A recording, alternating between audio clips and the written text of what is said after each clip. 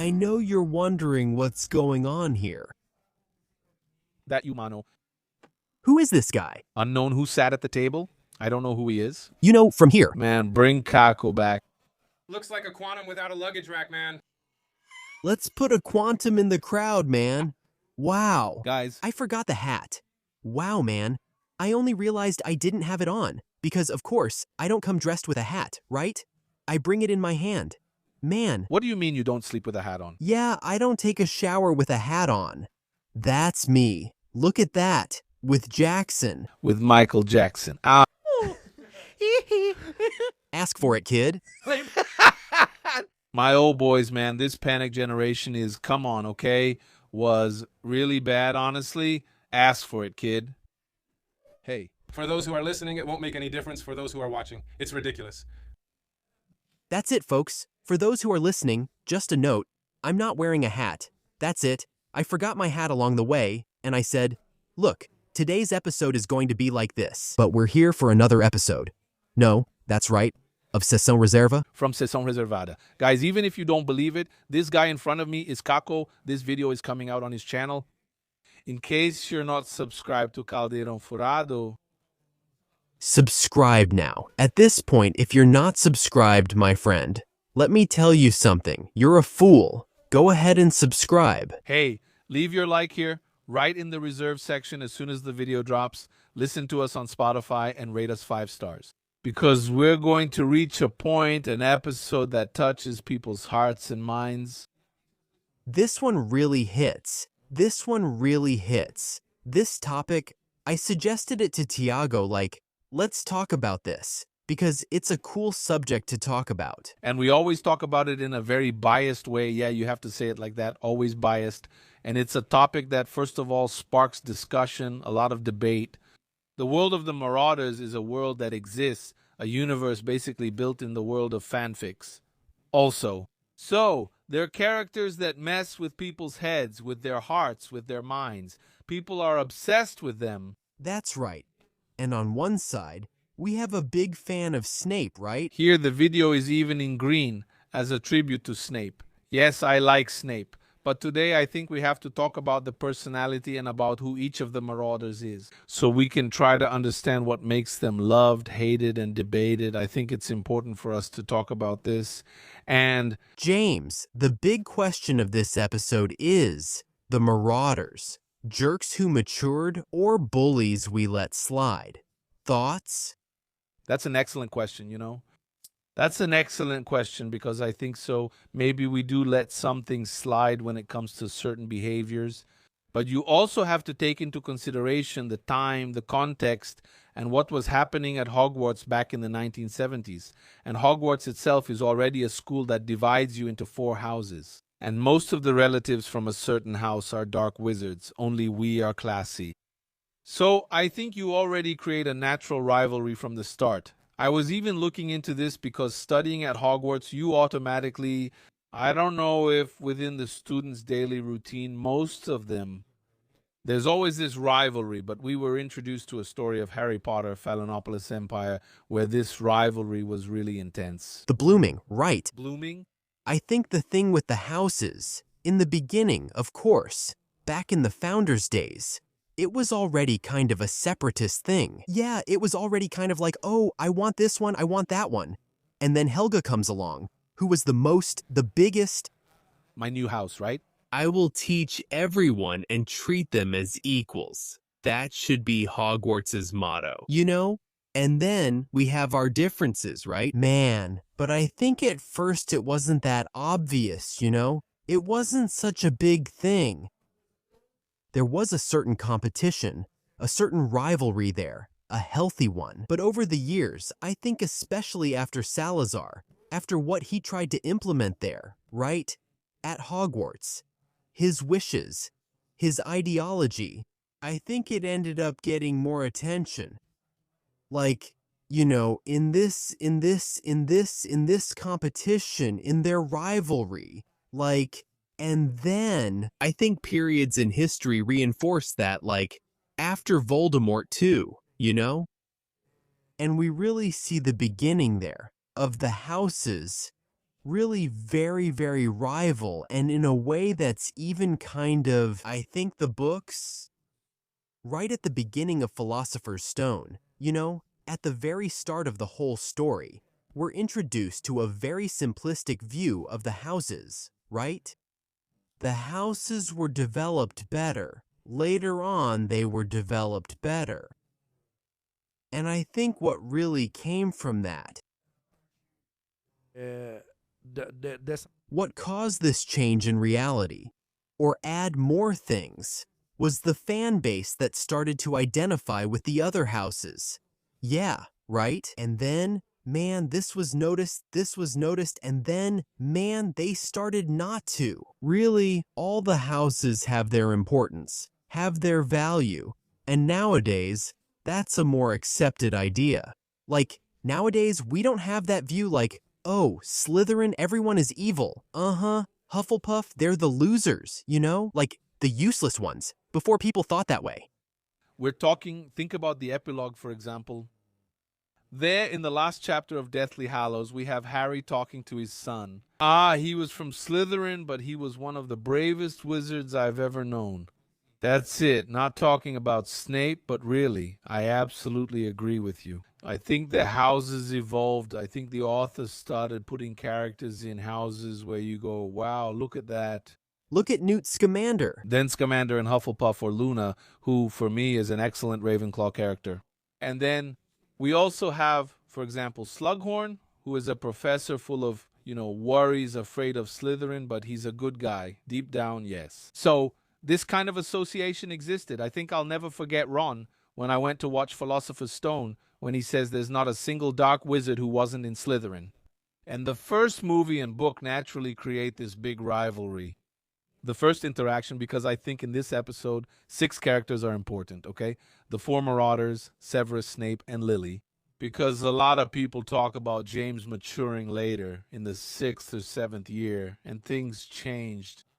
We were living through the first Wizarding War at that time, but Snape's first interaction with James was about Hogwarts affairs. About houses. That's where it all started, right? That's it. It was about a rivalry between the Hogwarts houses. And this rivalry between the houses, it's also very important for us to understand. That's why I said at the beginning that we always do it with a lot of bias. And I think it would be really cool. For us to deal with this subject, we should try to look at it from the outside. From the outside, as if we were Hogwarts students. Right, okay, but I got it. Let's take a look. Neutral, completely neutral, partial, really impartial, not really. When we're introduced there, there's this whole thing about Slytherin and all, because it's Voldemort's house. And we automatically absorb Harry's point of view, right? And then, man, really in that first encounter on the Hogwarts Express, there, James and Sirius, they hadn't even looked at Lily and Snape on the Express.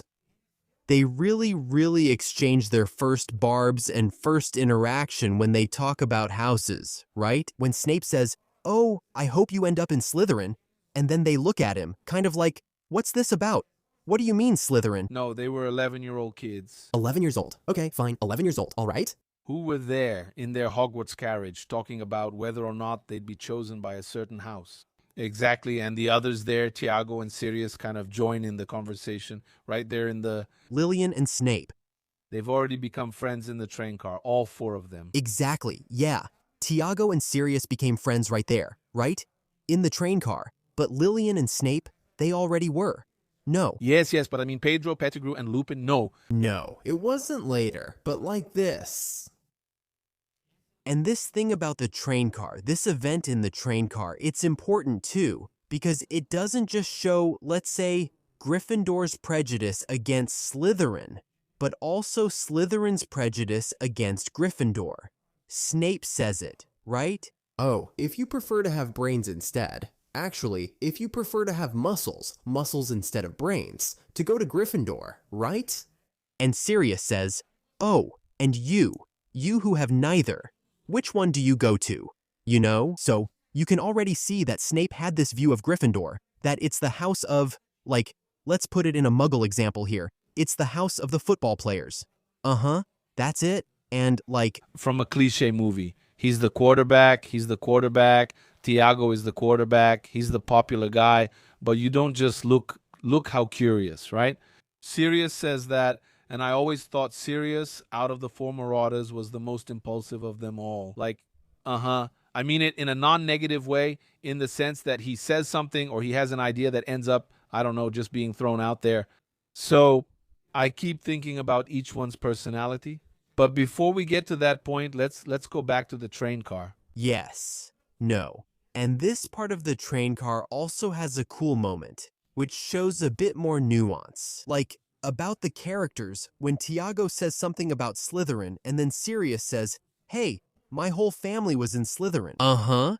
And then Tiago even jokes, man, I thought you were cool, dude. You know? So, then we see that Sirius goes to Gryffindor. That's a turning point there, right? In the Black family's tradition and all. And he distances himself from that thing of going to Slytherin. He moves away from that, right? From that image, that idea that all the Blacks are in that house. Anyway. And Snape expects Lily to go to Slytherin, and she goes to Gryffindor too. But that doesn't drive them apart. Even so, they still remain friends, of course. Yeah, right? They drift apart a bit naturally, right? They stick to their schedules, their own things, but that doesn't affect their friendship. They still keep in touch, of course, but things really get worse when the peak of their fight happens, which is when Snape calls Lily a mudblood. That's in their 5th year, right? 5th year. So they were friends for 5 years, keeping in touch even though they were in different houses. The 5th year, we're talking about 1976, right? Because they started at Hogwarts in 71. Harry's father, right? That's right. They were born in 60, James and all, 1960. Then they enter Hogwarts in 71. So 1976 and 77, which was the peak of the First War, BRUSA, yes? Yeah, the peak.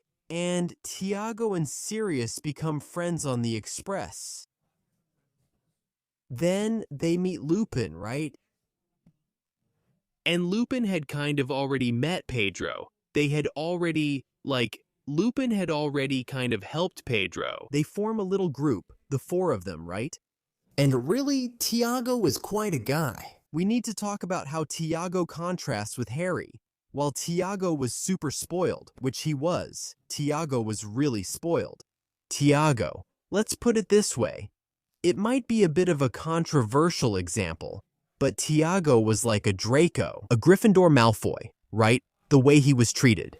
A rich, that's it, a rich family, spoiled, you get it, man.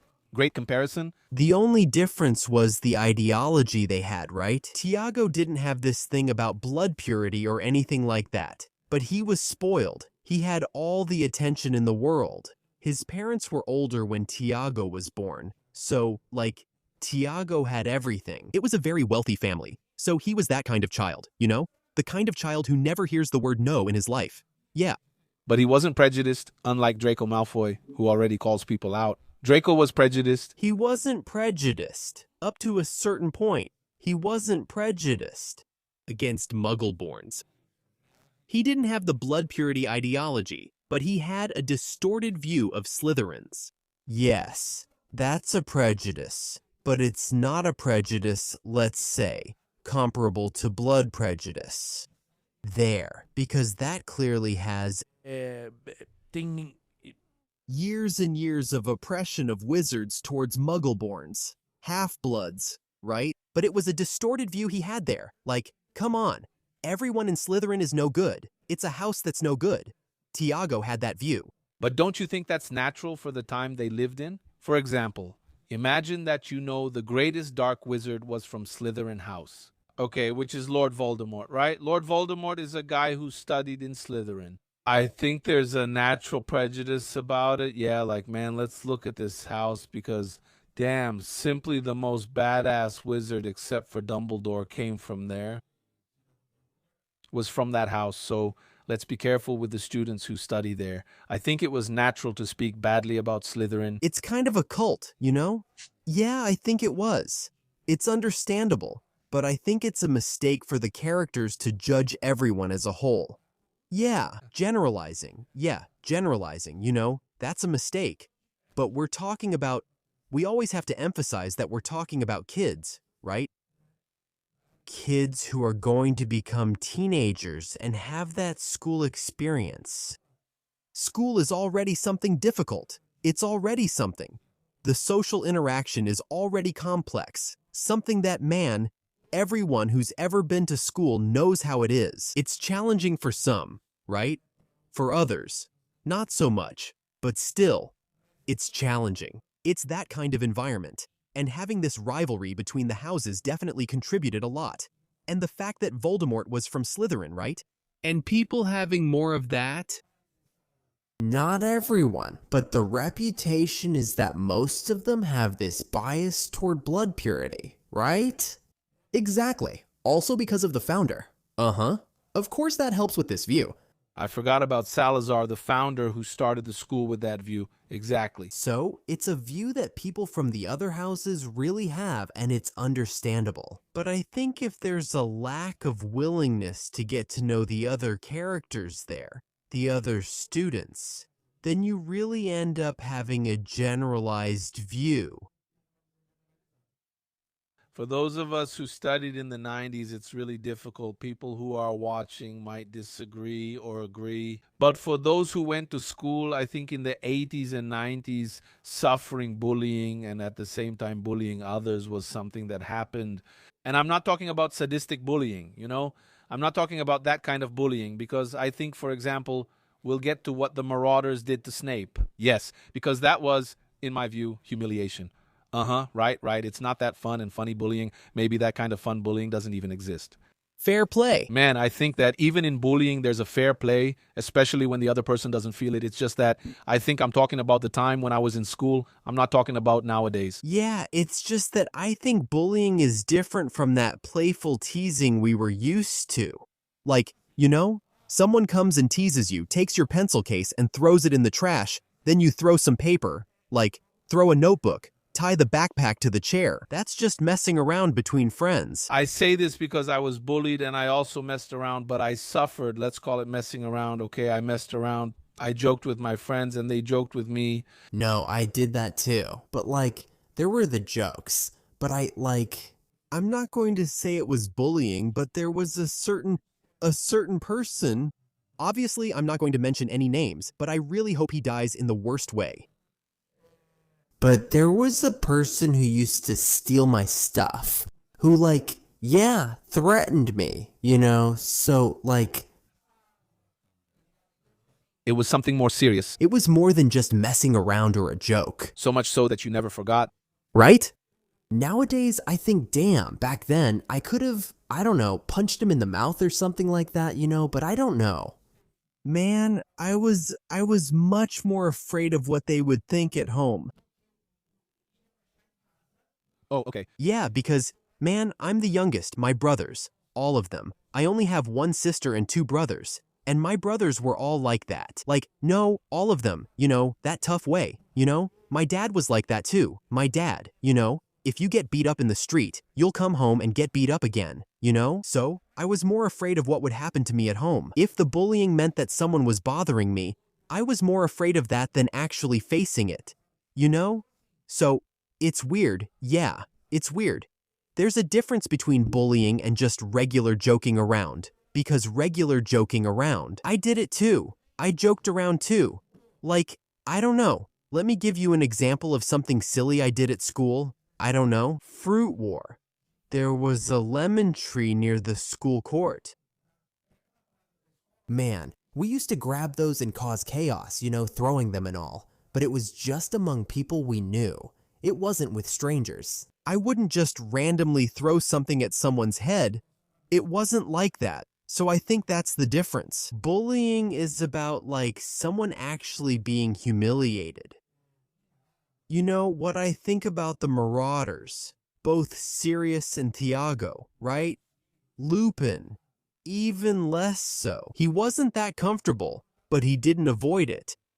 Exactly. He didn't ask for it. I'm not in favor, but also if you want to do it, I'm not going to say it's wrong. What are you guys doing? Because he was afraid of losing his friends. Because he was a werewolf and all that.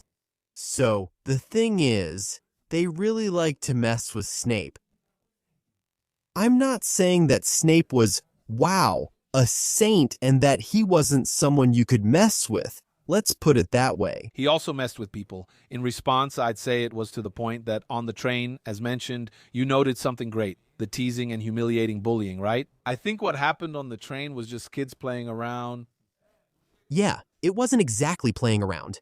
It was really an exchange of barbs, but it didn't go that far. It could have ended there, you know. It could have ended there and continued like that. I don't like this kid. It makes no sense. Yeah, I guess I'll just avoid him and my 7 from school. But Snape, when he arrives at Hogwarts, this is information that's in the book.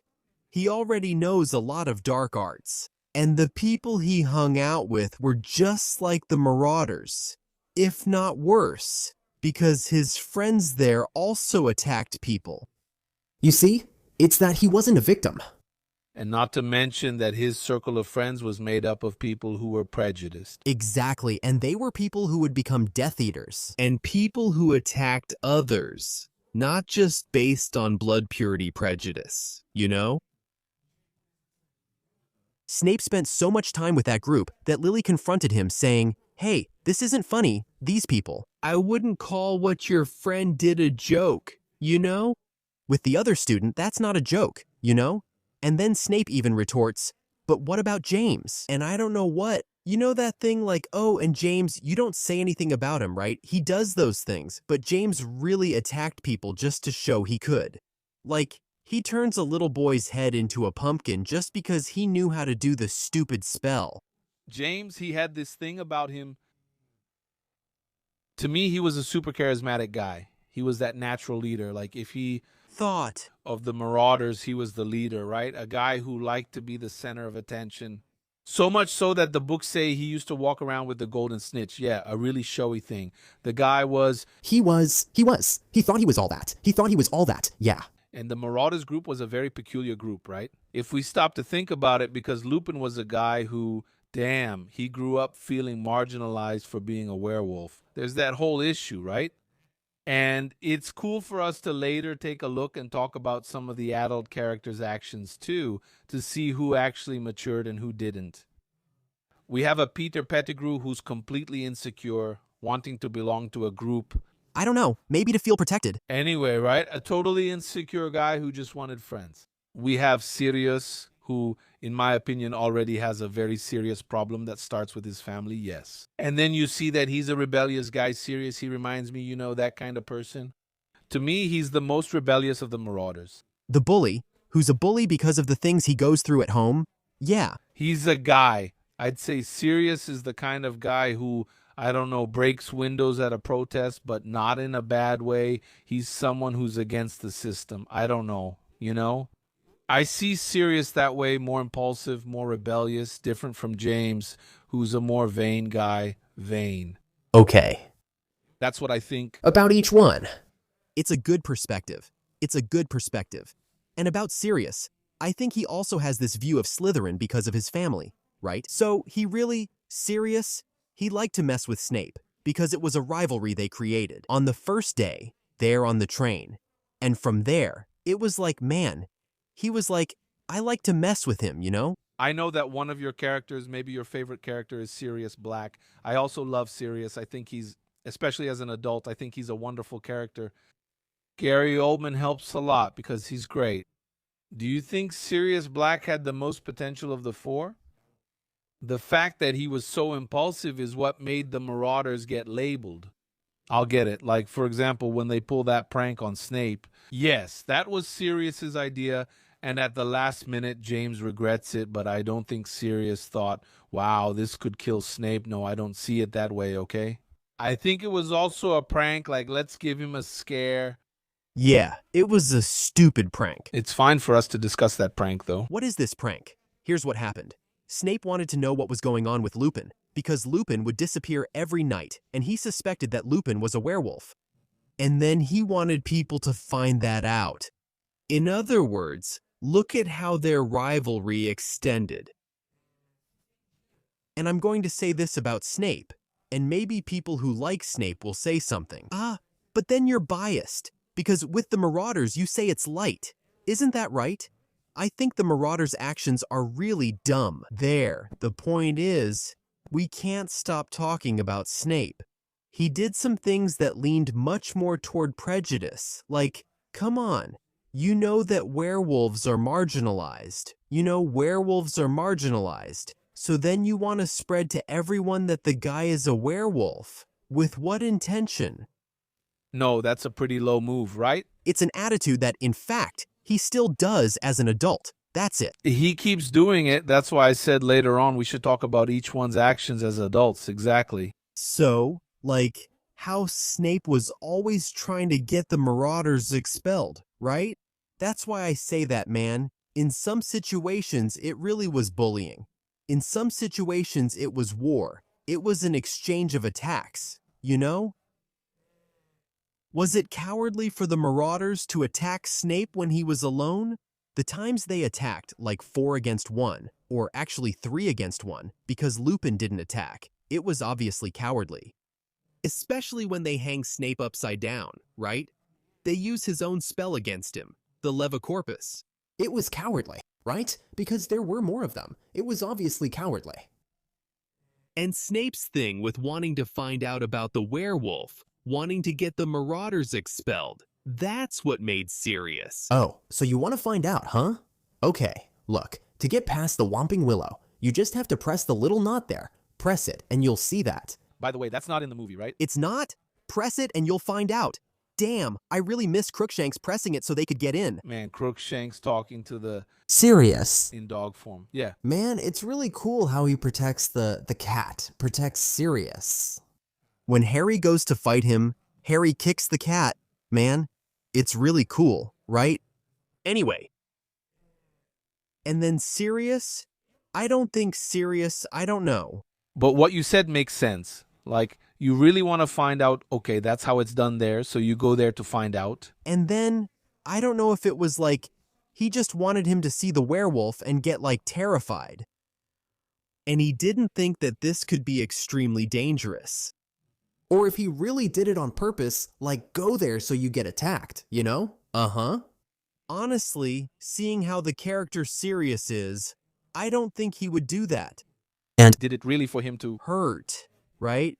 Yeah, he didn't do it to, like, really attack Snape, to the point where Snape, I don't know, could be killed, I think. and then Tiago, seeing the mess this was going to cause, said, "Damn, are you crazy, man? You know that thing between friends? Like, are you out of your mind?" Why are you? What year was it? Approximately. Were you in 5th? So it was before the fight with Lillian then? That's right. It's like, well, I think that in my view, right? Tiago thought, this is going to be a huge mess, not just for him, but for us too. So, that's crazy. Let's not. Don't go there. And he stops Snape from getting to the end. No.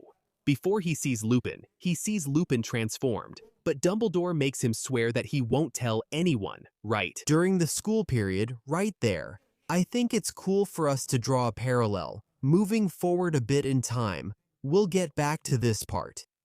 I wanted to talk more about this issue later. I think it's good for us to talk a bit more, to go deeper about this friendship. Getting to the end of Snape with Lily. For sure. But I want to make this parallel because it's the same characters directly connected here. And then we see in Prisoner of Azkaban, Snape, well, in the book, right? In the movie, we don't see this, but in the book, we see a Snape thirsty for revenge.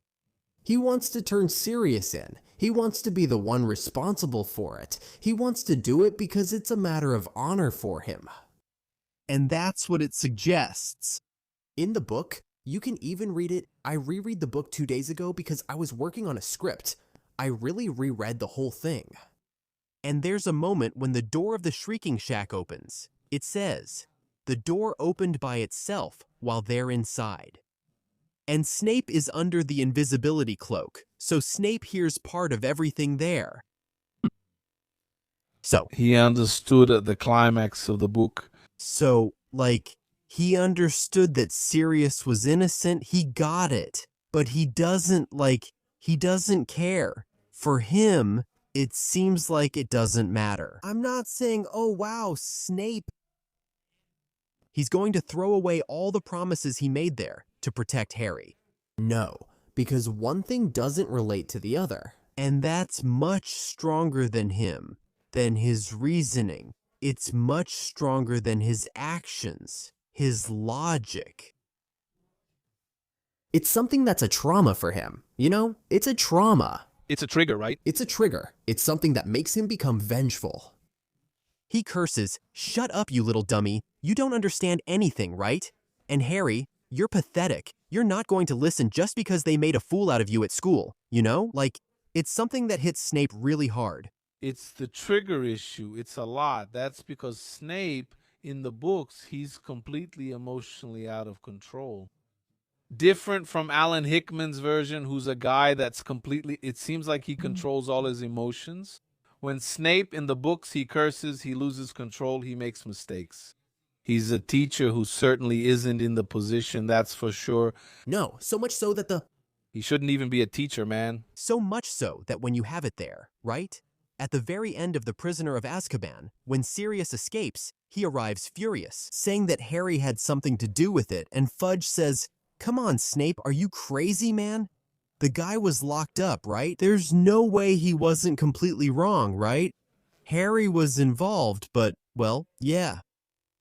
And then, when Dumbledore says he convinced Fudge that Lupin was there to try to help Harry to Snape, that was the last straw. Because he was going to get the Order of Merlin, right? He was going to be interviewed for saving Harry, for capturing Sirius. And then, he goes and tells the Slytherin students that Lupin was a werewolf. Like, the teachers already knew that Lupin was a werewolf. And then, he goes and says it on purpose, just because he was upset, you know? That's not the attitude of a mature person, and Lupin leaving, despite the trend of defense teachers not lasting more than a year, felt like one of the saddest teacher departures to me. It's because he's excellent, man. It's sad. Even with his condition as a werewolf, he's an excellent teacher. you know something we notice? we really see the contrast between Lupin and Snape, for example. Lupin doesn't belittle anyone, right? Each one suffered in their own story. Snape has all his suffering related to Lily, the regret he carried. But you know that thing? Well, I'm dealing with the consequences of my actions. He told the prophecy to Voldemort. He caused the death indirectly there. Indirectly. Like, he was one of those responsible. Even though he told Voldemort without knowing who it was, he made Voldemort go after them, and he also caused... It was because of his request that Lily had time to put herself there, in Harry's place, in front of Harry, and to have made the sacrifice that made Harry survive and caused Voldemort to fall. So, you see how we can't just analyze an action and say it's stupid, or say it's heroic. There's no way to do that with any of these characters. So, like Snape has all this suffering, and Lupin has the suffering of, you know, being marginalized, being a werewolf, not having a job, you know, not having... Then you see how, as adults, the two of them have a huge difference in maturity. Snape, you know, ever since he switched sides. At that point, he was living a comfortable life at Hogwarts as a teacher. Because he was a guy who simply had nothing against him. Dumbledore had testified there, saying that he was on their side, right? During the trials, when Voldemort fell and Snape stayed there as a teacher, all those years, completely comfortable, while Lupin was eating garbage there. Not literally eating garbage, but damn, he was struggling because he couldn't get a job. He was marginalized. And then Lupin arrives at Hogwarts, and he treats Snape with collegiality, like a professional, right? He even doesn't allow other students to speak badly about Snape. For example, when Snape brings him the potion, right? And Snape making the potion for Lupin there and all that? He's making the potion. He brings it. Harry is there in the room talking to Lupin, and then Snape leaves the potion and walks out. Harry says, "Oh, are you going to take it?" Professor Snape really likes arts. Yeah, Professor Snape really likes the dark arts. And then what about Lupin? Ah, that's interesting. Like, he doesn't drag it out. He just simply doesn't. Yeah, he doesn't encourage him. No, he doesn't. He doesn't encourage that. Harry's suspicion, right? And he, more than anyone, knows Snape. Yeah, He could do that if it were Snape. What would Snape be like? For sure. Do you get it? He would encourage, scold, yes, like he does with the Slytherin students. So, we have this difference in maturity. I think Lupin was always the most level-headed of the four. He always was. He didn't stop them. It's like we said, he disagreed, but he didn't stop them either. And he's an adult. He had a certain maturity, maybe because of the things he went through anyway. But Sirius, as an adult, he's also immature, because then there's this thing about him. But here's the thing, man. Oh, is Sirius immature as an adult? First, Sirius is 33, 34 around the events of Azkaban. Yeah, 35. Okay? Sirius Black was imprisoned. The guy was simply put in prison at 21 years old. Right? And remembering everything that happened before the death of James and Lily about the secret keeper, which basically, let's put it on Sirius, but then no, it will be too obvious. So let's do, Peter Pettigrew, because no one will suspect Peter Pettigrew. By the way, at that time, it's interesting to mention that they were actually suspicious of Lupin himself. Of Lupin, because he was a werewolf. Because we were in the middle of a war, and werewolves were already marginalized. But in the middle of a war, everyone talks. Damn, let's not trust the werewolf, because the guy could go to the other side. I don't know, right? Exactly. And then I keep thinking about that, in the sense that Sirius goes, damn, I think Sirius's imprisonment is one of the coolest things, one of the coolest events, like the way he gets arrested, right? From Harry Potter, that he goes to the Potter's house, leaves the motorcycle with Hagrid, and then goes after Peter Pettigrew, But just one thing, it was Sirius who suggested this change of the secret keeper, right? For it to be Peter Pettigrew. But he forgot the most important thing, that in the middle of a war, Peter Pettigrew, he wasn't just insecure, he was emotionally weak, because that's it. He's an emotionally weak guy. In the middle of a war, he's going to look out for himself. And I can't, man. For me, I don't know. Damn. That plan was just stupid. Man, to leave it with Pettigrew. From Sirius, man, it was stupid because Sirius would never betray. If Voldemort, I understood his plan, like, Voldemort or the Death Eaters will think it's me and they'll come after me. So, like, they were supposed to go after him, He would be tortured.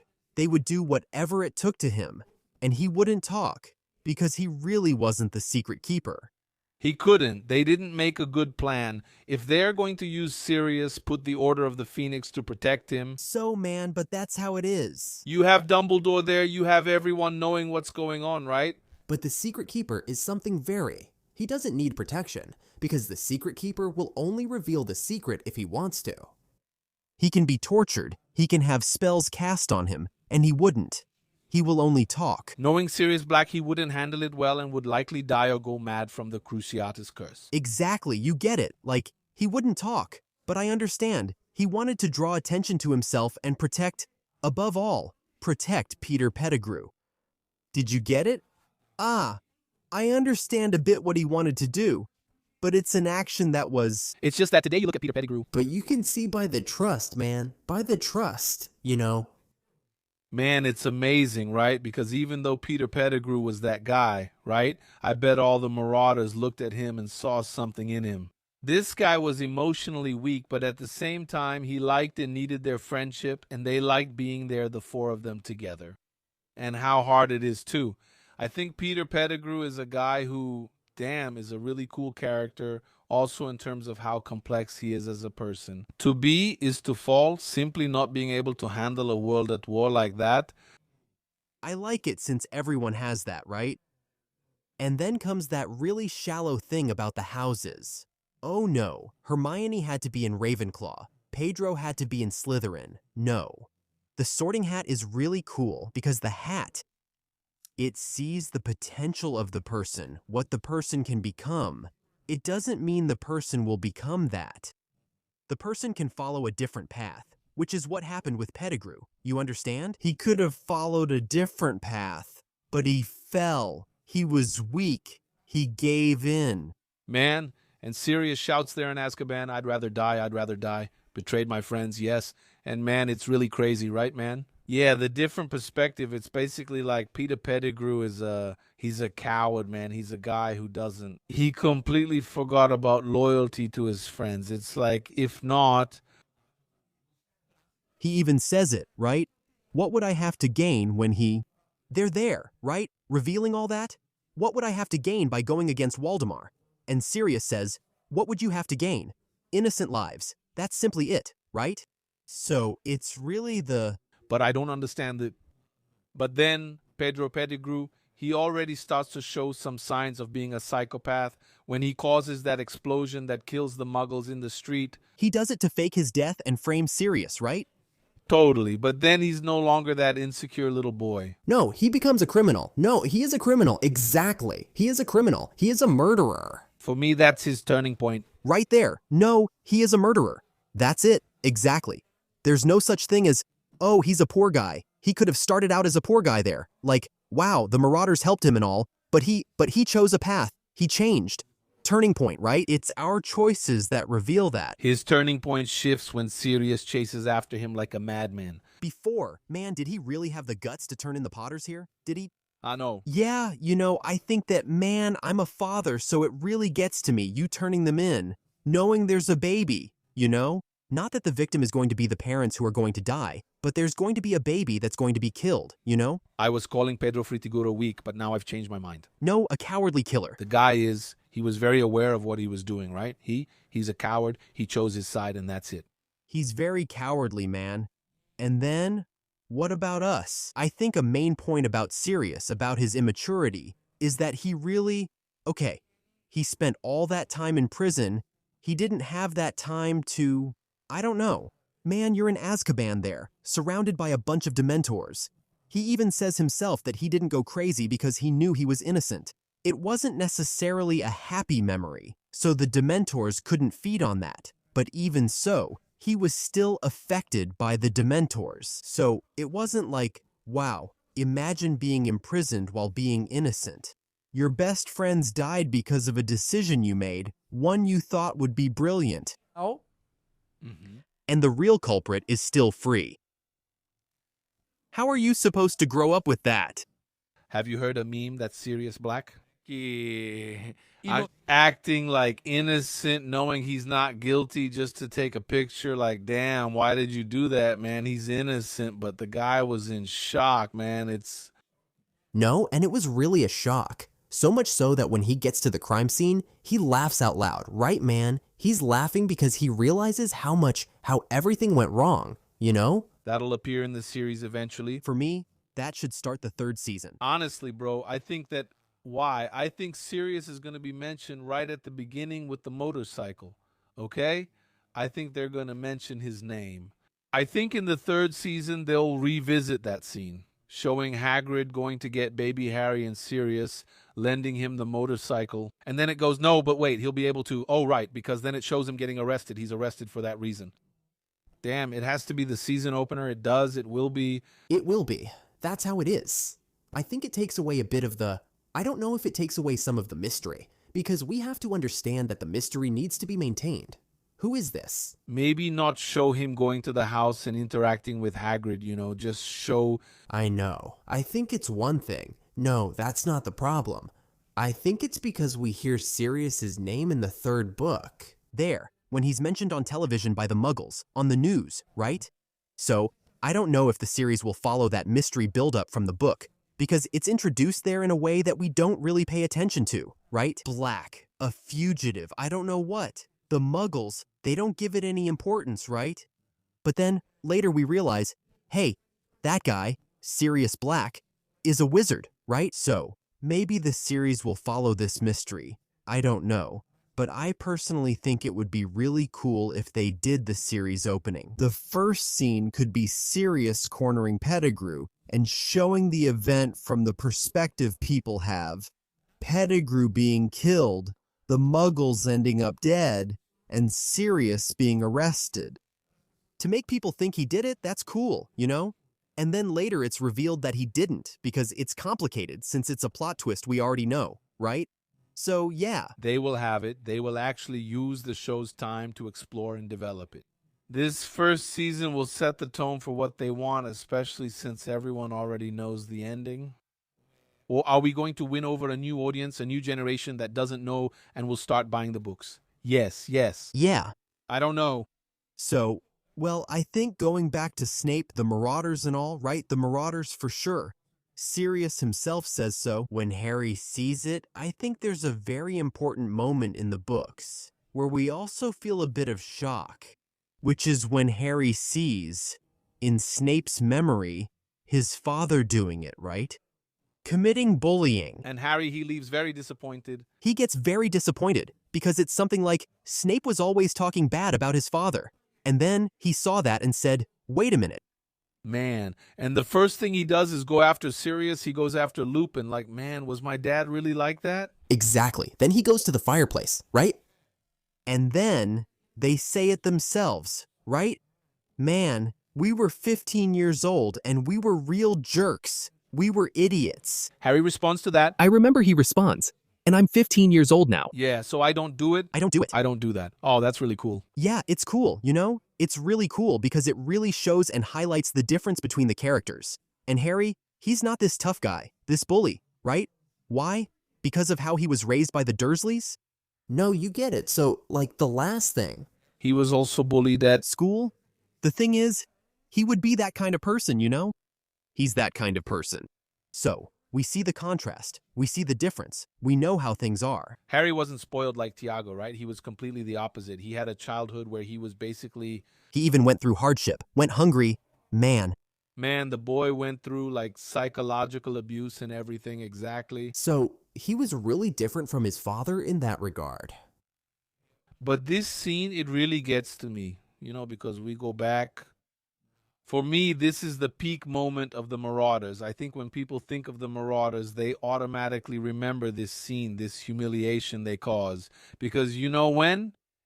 That's fair play, it's fair play, it's fair play. But this goes beyond that. no, it goes further because they were there. They had given their names. Snape was there, quiet, in his corner. And then Sirius said, hey, let's go mess with him. Let's go bother him. They already use terms like also greasy is. They called him Greasy, right? Like, there's Greasy. Let's go bother him. Then, out of nowhere, they go over and, you know, And it's not just simple teasing. right? Yeah, no. That's not why I'm saying it, yeah. There are people we make excuses for, yes, and maybe not. I don't make excuses for the guy. I don't make excuses for that attitude. I think it was cowardly, you know? But I also don't judge his actions for the feelings they had towards Snape, because Snape wasn't a saint. I think it's cowardly for them, 4 of them, to gang up and cast spells. And to humiliate the guy, I think that's cowardly. To embarrass him before the woman he loved. Right? Exactly. I think it's cowardly. There was that too, but now we have an extra, right? Because from the moment he's humiliated, left in his underwear, everything, as soon as he hits the ground, one of the biggest plot twists in the story happens for me. Lillian is going to snap at Tiago, say that he was a jerk, which he was, right? That's to leave Snape alone. And man, you know how I feel? What really gets me about this part is that even in the 5th year, It's not even that Lillian was dating Tiago yet, because at that time, she thought Tiago was kind of a jerk. He even says, oh, go out with me and I'll let him go. And she says, I'm not going out with you.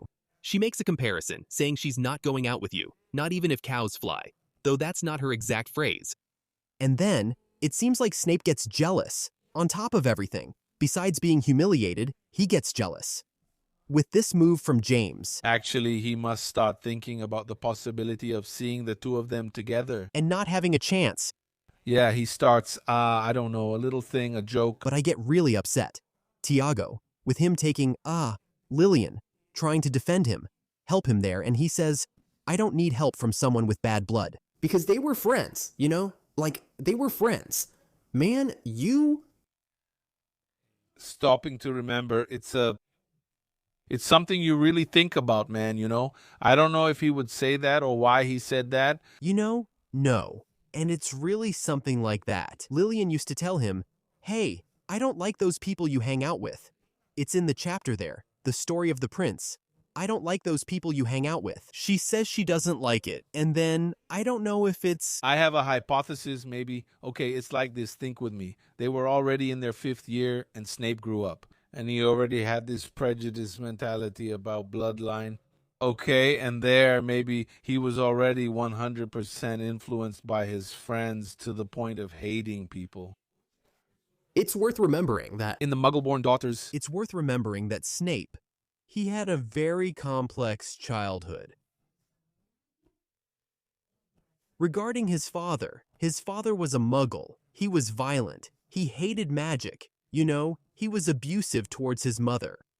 So, how many times do we remember him, curled up in the corner, with his parents fighting and all that?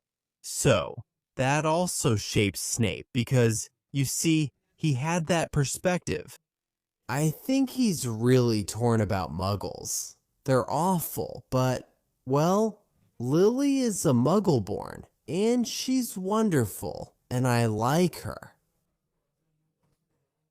So, I think he's torn about that, you know, he's conflicted. So he already arrived at Hogwarts with, of course, he's there with Lily. I think he already arrived with a certain view about Muggles. Because of his own father, yes, but also, because of the friendships in his house, he was also steered more in that direction. You know, like, it's not that anyone told him, look, Severus, you're going to think this way and that's it. No, choices, right? He was influenced, yes, but still. and the movies really romanticize Severus a lot, right? For sure. And like this scene, man, it was actually filmed, yeah, and they cut it. Hey, Eric, put up the photo of the scene being filmed. Lillian with the pink bow on her head. Man, the scene was filmed and made it to the editing table. The guys just said it.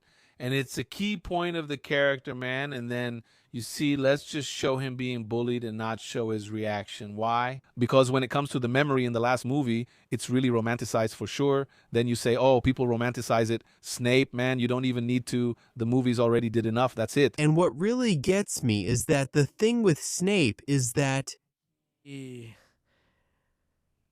Those who are big fans of him want to overlook everything he did. And, like, no. Oh, poor thing. I don't think that's cool. Okay, I have a strong opinion, a strong quote about this topic later. Okay, please finish because I have a strong quote, right? So, I think acknowledging all of this is much more mature. I like the Marauders, I do. But I admit that at certain times they were real jerks. That they were cowards. But that they, in the short time they had there, like Tiago, he died 7 years after that event.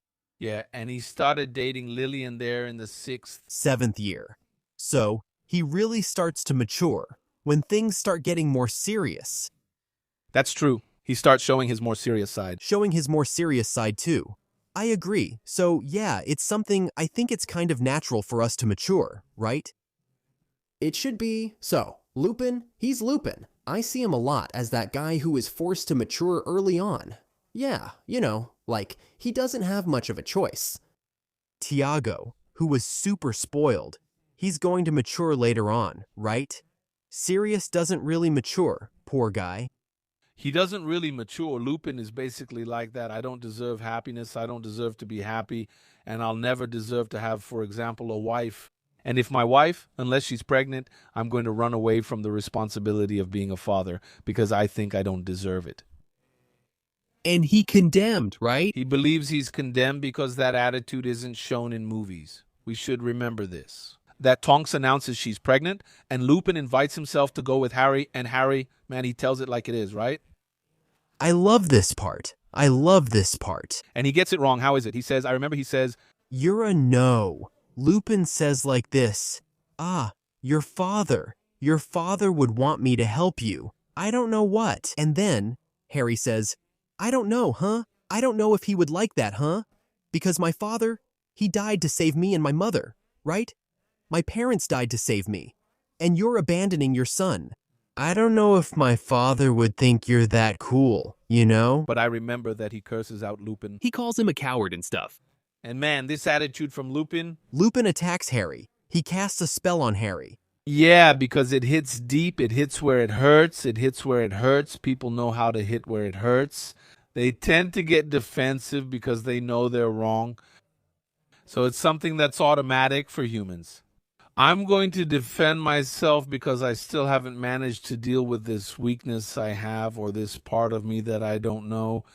It's the famous trigger. Once the aunt hits it, my friend, there's nothing you can do. There's no point in anyone telling you, look, you're wrong. No, it doesn't help if you don't understand that you're wrong about this. Man, it's like, And sometimes we don't want to admit that we're wrong.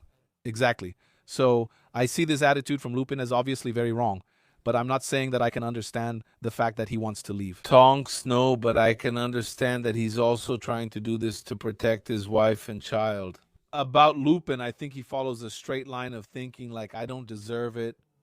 man, I don't see a happy ending in his mind. what he was doing was the ideal. I don't see a happy ending for me. But yeah, it was also like Harry said, it was cowardly. Like, come on. Man, your family, you have to protect them. You have to stay with them. You can't just abandon Tonks. Good, but that part is really obvious, but it's cool. After Lupin says, man, thanks for that day, because you brought me back to myself. You brought me back to my center. And he asked Harry to be his son's godfather. Like, I want you to be my son's godfather. Another film scene shows Lupin talking to Harry at Harry and Fleur's wedding, but it wasn't included in the movie. Yeah, his romance with Tonks was really poorly developed, right? Yeah, unfortunately. And it's really cool that there's the whole thing about the Patronus. There's the whole thing about him not wanting to get involved with her from the beginning. Because of the age difference, also because he's a werewolf, right? Yeah, the fear of possibly passing it on to his child, right? The fact that he's a werewolf brings up a lot of issues, man. Yeah, but like those strong quotation marks I mentioned, yeah. I think people take it too seriously when I say I like a character, but I don't necessarily have to agree with everything he does. Man, we're in the middle of pop culture. That's how it is. So if I tell you, okay, I like Voldemort, Yeah, you know what I mean. or I like Bellatrix Lestrange, I can't like her as a character in the story. I can never like the villain in the story because it's... No, you know what I think, you know? I think that in the end, some people take things way too seriously. But I used to be like that.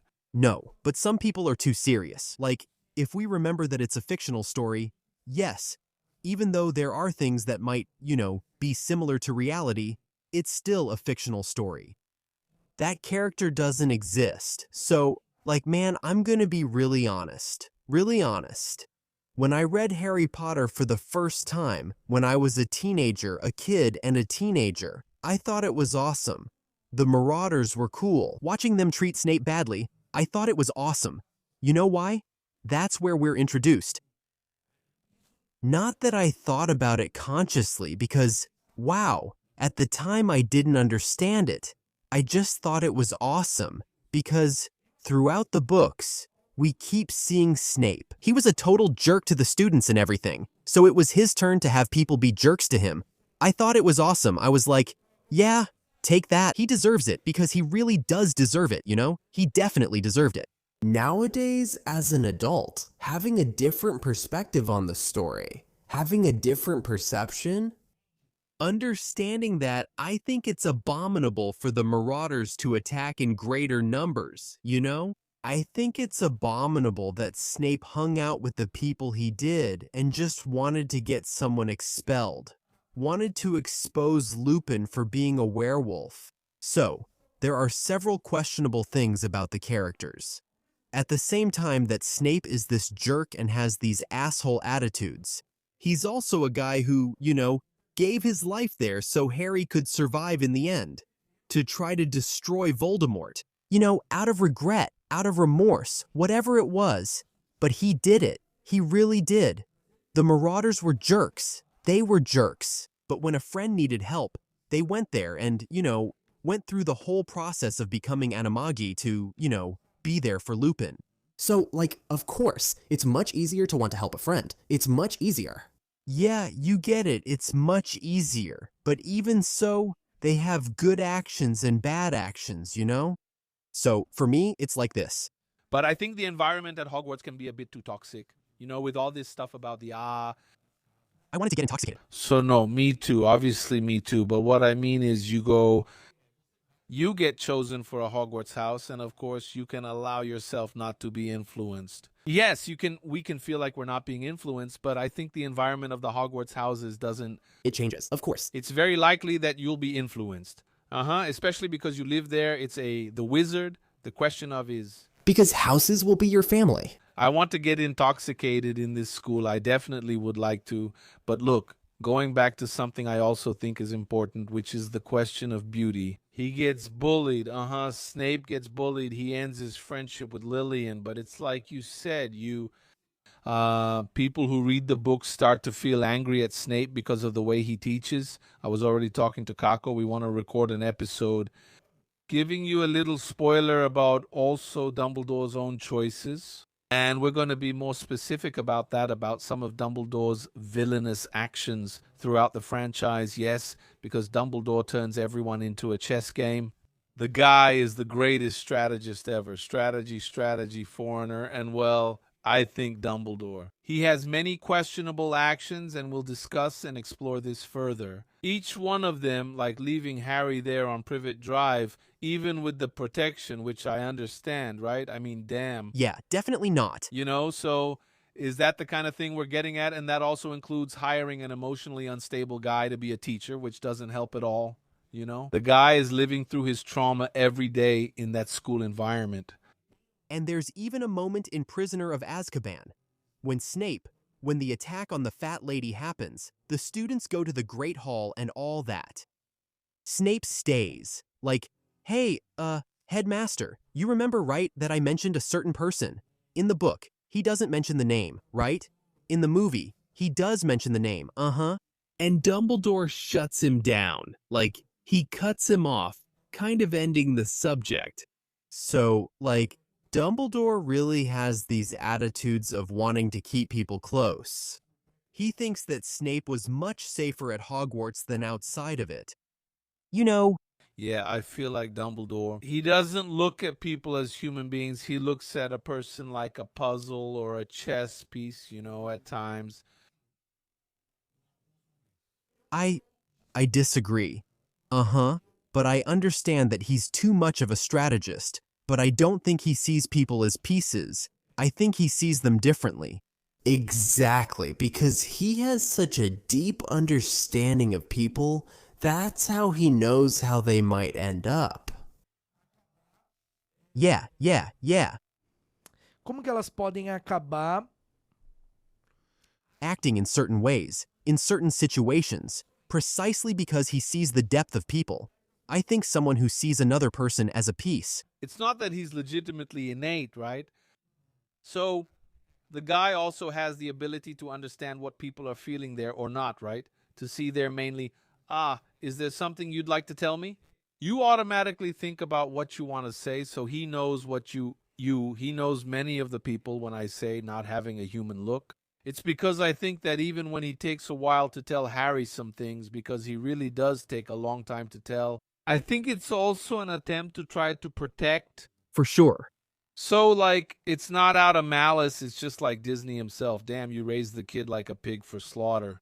That's how it is, because that's the impression that's given. Are you going to say you got attached to my boy? Man, it's really cool, but I love this. I love debating about Dumbledore because ever since the time with Grindelwald, the guy was already kind of tempted. The questionable actions with Ariana will make a great episode focused just on Dumbledore. And I really like, actually, to talk about these better developed characters who have this duality of like, hey, they did cool things and they did questionable things. I think that really enriches the story, Because I see the Marauders a lot like that, just like I see Snape a lot like that. Obviously, I identify much more with Gryffindor, right? So, obviously my perspective, even though my perspective is more mature nowadays, and I know that some actions are questionable, obviously, my view is going to lean towards Gryffindor, towards the Marauders, especially because I always thought Severus Snape was pretty much a jerk, the way he treated the students and everything. So it's not like I can just say now, oh, poor Snape. Honestly, I don't think he was really a victim, I don't think he was 100% a victim. At some points, he was definitely bullied, but at other times, look at everything he did to others too, you know? So, it's something that, like, When he grew up, right? He kept bullying others as a teacher. you know, there's a saying my grandmother used to say, it's the pot calling the kettle black. Perfect. Wow, it's the pot calling the kettle black. Exactly. Perfect. Awesome. Quote that. Damn, that's it for me. It's the pot calling the kettle black, Vado. Everyone there has something you can point out as a flaw. You get it? Of course, I don't care. Let's just say I hate Snape. It's no secret that I don't like him, but man, his actions had much bigger consequences. He told the prophecy to Voldemort, which caused the death of the Potters. And it's a combination of things, because Sirius changing the plan was also something that affected the Potters. And to be killed, to be betrayed, killed. So it's a combination of several things, you know. Yeah, later he did a lot of good things, but that's after, right? After they were already dead, then it doesn't matter anymore, right? After it's already, yeah, right? After you've already messed up, then you just sit on top of it. Who's already wet, right? That's right. It's not that phrase, man, and I think it's unbelievable and cool that so many characters from the Harry Potter series, whether it's Snape, the Marauders, or any other adult character, any character we mention here, I'm not sure if they're reserved. We could do an episode just about him and what the Harry Potter series can do. That's why I think one of the greatest achievements of the Home Box Office series will be precisely to develop and focus on other characters. Because I think one of the greatest strengths of the story is that everyone seems to have a really cool story, yes, and somehow they all connect right at the end. The Marauders, Lillian, Tonks, so many characters that even Moody, if you look deeper, will have a cool story to tell and become. At some point, yes, Neville, who could have, Voldemort could have chosen Neville to be the chosen one, right? But he identified with Harry, the fact that Harry's family was, right? Did he see himself in the guy? Yes, he did. He saw himself, yeah. He saw himself in Harry, so he chose him. The prophecy marked Harry. From that moment, it exists, since he chose to target Harry, though he didn't have to. But since the Longbottoms were, pure blood, like I'm pure blood, they didn't brag, of course, but they were pure blood. He said, I'll go after the family of the half-blood. Yeah, so, man, there's a lot for us to talk about characters, about... I think for me, there are only two characters who are really bad, just because they're bad. Dolores Umbridge is one of them. Umbridge and Bellatrix. Okay, fine. The rest, they all have layers. They have layers, but it's the bad layer, or it's worse. It just keeps getting worse. I made a reel about the Oscars, right? About how Harry Potter was never nominated in 2 categories but didn't win any because of all the resistance from the Academy with franchises back then, right? But today I see Imelda Staunton as Dolores Umbridge. Man, it's just that if the series wasn't a blockbuster entertainment franchise, it would have been nominated for Best Supporting Actress because I think she's great. She's amazing. Helena Bonham Carter. At some point, even Alan Rickman himself in Deathly Hallows Part 2. It's just that, unfortunately, Alan Rickman not winning an Oscar for Snape is just wrong. no, man, especially in Part 2. In fact, Warner even campaigned for him to be nominated for Best Supporting Actor there. But that's it. I wanted to ask you now, given the title of our episode, what conclusion do you come to? I think the Marauders were jerks, and they matured. That's it. While, well, some of them, right? Pettigrew. No. James didn't even have time, Sirius. He saw that he had that rivalry with Snape, right? In fact, in Order of the Phoenix, they almost get into a fight there. Actually go at it, right? When Snape is at Grimmauld Place, they still have this rivalry. They hate each other, but they're on the same side. Now, I think it's something, a grudge they've had forever. That, man, it's hard to have someone you didn't like in your life. Like, since school days, that today you might say, oh, okay, do you still have something you don't like? Oh, I don't like that person. That's it. Man, let me tell you something, okay? The character who had one of the saddest lives in Harry Potter is Sirius Black. Because from everything, right? Because then you get to a point where the guy, when he gets out of prison, he can't prove his innocence. And when he goes, he lives a life like that. By the way, one of the coolest scenes in the movies is when Sirius calls Harry James. Right there, man, he thinks he's still back in school, and that's really damn. It seems like a simple dialogue, but it's actually very complex because really Sirius never grew up. Man, he's a guy who thought he was still back in school because he lost that part of himself. And then 3 years after he gets out of prison, when he's considered innocent, at least among everyone, the guy dies. Man, The scene is very. that scene where he says like this, "Ah, it's beautiful, isn't it? I'll never forget the first time I walked into this castle. It'll be good to go in again. Like a bookman, right? A free man." A free man, yeah, there isn't. No, there isn't. He invites Harry to live with him, but that's it. The scene is beautiful. Really beautiful, right? Wow, it is. Man, I think I saw you tweeting about this scene the other day. It's just that, in my innocence, I really thought they were going to live together. Yeah, no, man. Harry didn't even get that happiness, Like, sometimes Harry Potter is kind of a messed up story, right? Man, poor Harry. Harry already wanted to go right away. Like, man. Yeah, you're going to be. It's very much like Ronnie looking at the cup, right? You're going to be happy, but you're going to. No, you're going to. You'll suffer, but be happy about it. Wow, man. That's exactly how I define anyone who starts reading Harry Potter. I reached that conclusion too. I think the conclusion we come to in today's episode is that Harry Potter, first of all, has a range of really cool characters that you can talk about, debate, and explore each one of them. And the Marauders, for me, will always be those teenagers who also had their moments of, wrong moments, wrong choices. But in the end, everyone in their own way managed to reach a moment of either regret or maturity. Yeah, I have that view of them too. Me. I don't think they're like big villains. No, I don't see them that way. I also don't think Snape is a big villain, It's not like, wow, what a villain Snape is. He did some bad things, just like the Marauders did too. And that's it, Yeah, I agree. I totally agree. So, I think we can wrap up our talk about Snape and the Marauders here. It was a great conversation, by the way. Really cool. Really cool. And let's call that moment the moment when the people watching us send in their howlers. And you can talk directly to us, send your message, send topic suggestions, send whatever you want. Send us to someone's house. The QR code, it's this one right here, guys, the QR code of the moment. Barador, read it with your phone. Just put your name and email, send your message, and then you can talk to us. We'll answer the questions of the moment. Barador always at the end of the episode. So let's start today's Barador moment. Let's go, Rafa. That's not what we want. The first message is from Christoph Rodriguez. Do you read standalone works inspired by the world of Harry Potter? I really like The Scarlet Weapon and few people know about it. What a wonderful message. I love The Scarlet Weapon. In fact, if you pick up the third book, which is The Master of Time, in the synopsis, in the dedication, my name is there. It's a thank you from Renata Ventura, a very dear person. She's really wonderful. There's also a quote from me on the back cover because she sent me the book before it was published so I could read it. Man, I love The Scarlet Weapon. I really love it. I love The Scarlet Weapon. The second book, The Hat Committee. The third is The Master of Time. There's part 1, part 2, and I'm really looking forward to the continuation of these books.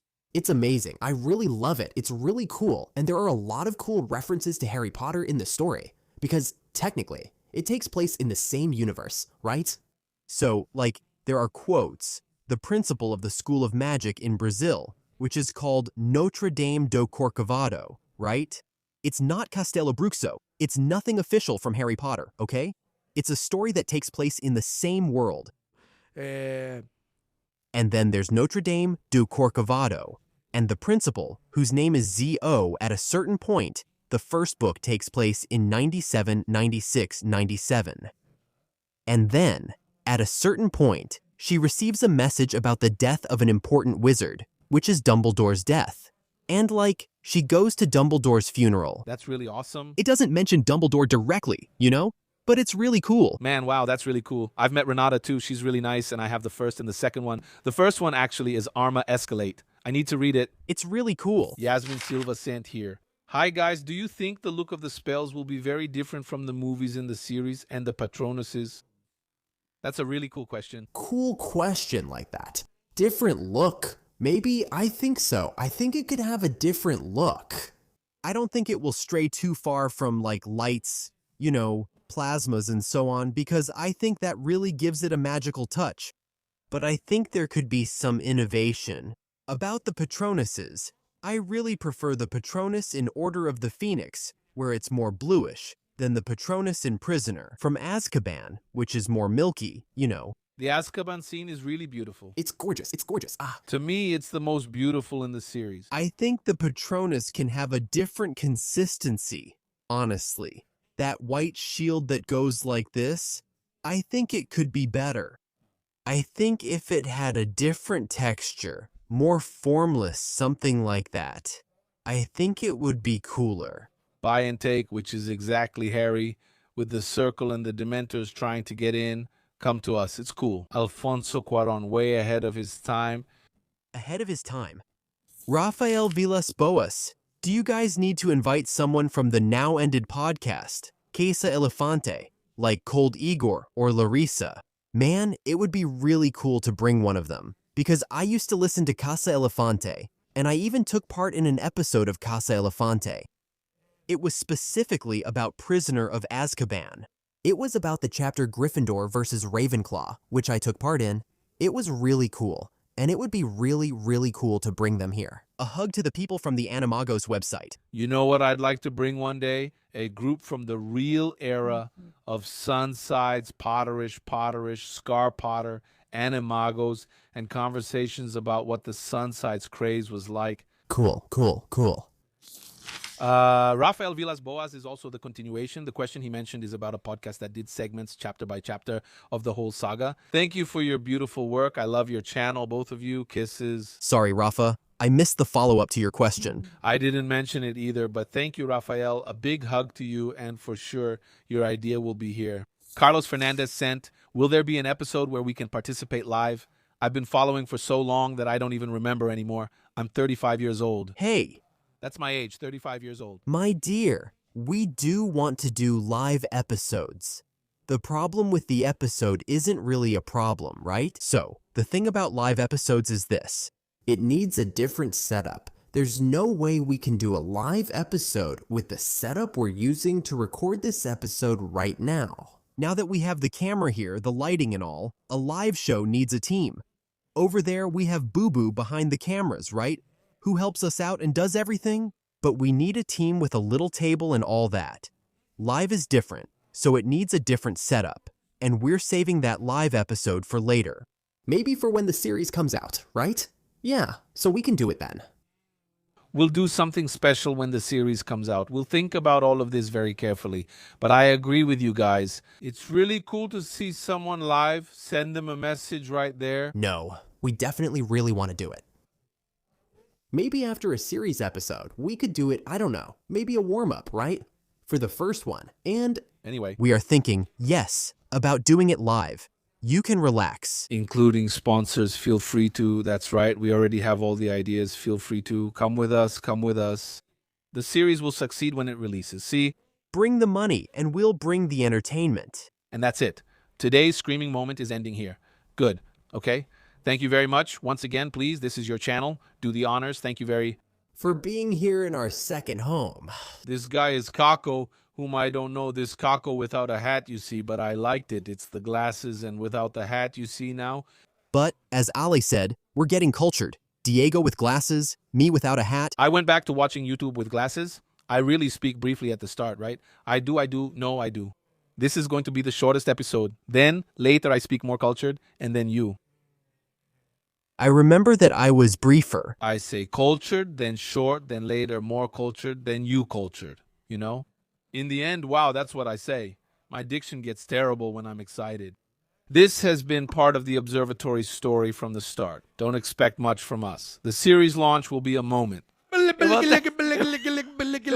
Working with those pens. You put the tip in and it stays, but that's it. Guys, please. Do it during the recording breaks. Only Tiago here. Me, no. Seriously, I need my voice. It gets bad when I'm excited. Guys, thank you for watching another episode or listening to another episode of Sessão Reservada, our podcast about Harry Potter. That's it. I'm very happy to have this project here with you. Thank you. Thank you. It's really, really cool. Thank you so much. When Kako comes on the next one, then I also hope he says the same thing.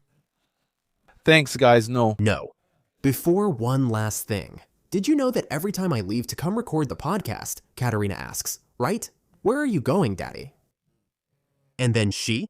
At first, she used to say, "Where are you going now?" When she sees that I'm leaving, she says, "Are you going to work with Uncle Tiago?" She says, and she says it like this. Look, she tells her friends like this. "Oh, I'm going to work. You're going to work."